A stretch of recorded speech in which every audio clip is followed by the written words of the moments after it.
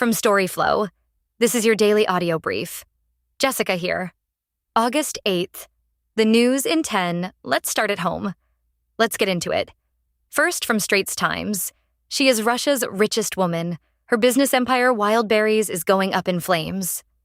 Tatiana Kim, Russia's richest woman and co-founder of Wildberries, faces repeated Ukrainian airstrikes destroying her warehouses and threatening her e-commerce empire. Kyiv targets Wildberries due to its role supplying goods to Russian soldiers, causing major financial losses and increased risks for employees. Wildberries is adapting by decentralizing logistics and seeking government support, but competition rises and staff fear for their safety amidst ongoing attacks. Moscow. She built Russia's answer to Amazon. She navigated wartime Kremlin politics. Next, second from Straits Times. From Little Red Dot to Silicon Valley. Singapore startup by Polygrads makes it to Y Combinator. Singapore startup Caller AI, founded by Polytechnic graduates Jamie Yao and Kezal Ko, was accepted into Silicon Valley's prestigious Y Combinator, gaining US $500,000 seed funding and mentorship. The startup pivoted from defense tech to finance, creating AI tools for investment deal scouting, due diligence, and building financial models. Yao and Co. aim to inspire young entrepreneurs by proving success is possible without elite schools or wealthy backgrounds, highlighting their coachable mindset and technical credibility. Up next. Third, from Le Monde. Indirect, guerre en Ukraine. De nouvelles frappes russes sur Kiev et sa région font au moins 3 morts, dont un enfant. JavaScript is disabled in your browser.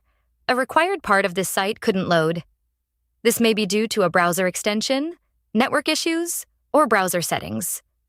Please check your connection, disable any ad blockers, or try using a different browser. And then, fourth, from BBC News. Top. Child among 3 killed in Russian missile attacks near Kiev. At least 3 people, including a child, have been killed in overnight Russian attacks near the Ukrainian capital Kyiv. In the early hours of Saturday, missiles hit east of the capital, and witnesses reported hearing powerful explosions just days after strikes across Ukraine killed 21 people. Falling debris damaged apartment buildings and cars, while a fire broke out at a separate building, the head of the regional military administration, Timur Tkachenko, said. He added that 3 others had been wounded in the ballistic missile strikes. Next. Fifth, from Straits Times. Senators offer Lebanon aid. Bill tied to countering Hezbollah.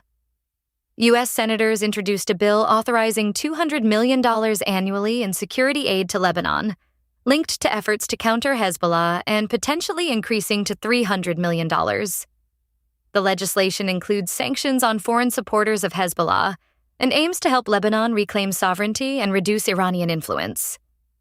The bill also proposes funding for rebuilding infrastructure in Hezbollah-dominated areas to provide alternatives to militant control and support peace efforts between Lebanon and Israel. Up next. Sixth, from the Hindu Top. How does Supreme Court's new handbook rethink gender sensitivity? Explained.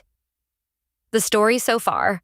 A Supreme Court report published on Monday, August 3rd, 2026, makes a series of recommendations aimed at enhancing gender sensitivity in how judges write judgments and conduct proceedings in cases involving sexual offenses and vulnerable persons.